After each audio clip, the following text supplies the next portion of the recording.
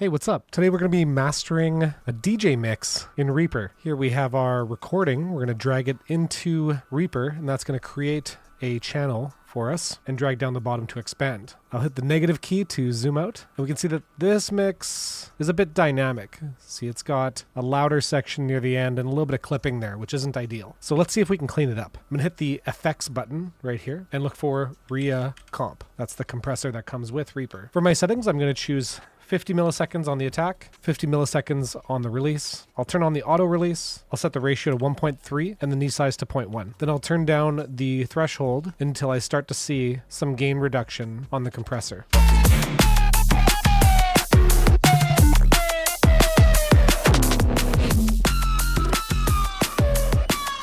So right there I'm seeing about -1. So I want a little bit more gain reduction. So I'm going to reduce the threshold further.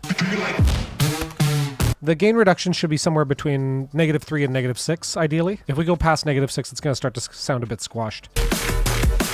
So we can go to the loudest part of the mix here. And right there we're seeing -4. So that's looking pretty good overall. At that point, normally what we would do is add a limiter. This compressor does include auto makeup and limit output, so that's something you could play with. But for me, I'm going to just search for a limiter. Looks like Reaper comes with a limiter called ReaLimit. And then generally what I would do in this case is just turn down the threshold until I start to see a little bit of gain reduction.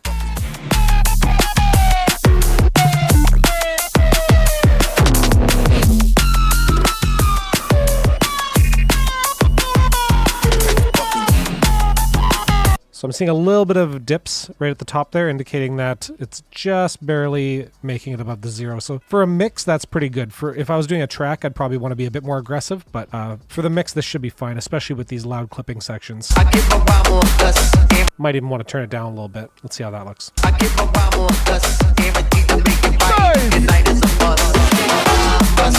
sound! Watch the bass! Having the MC clipping there is nice. General rule of thumb, it's okay if the MC clips, it's not okay if the music clips. From there, I'm gonna just trim up my edges. So you would just turn off snapping, you could zoom in, clean up your edges a little bit. Do the same thing at the beginning. Just give it a little fade in, who knows, right? See how it feels.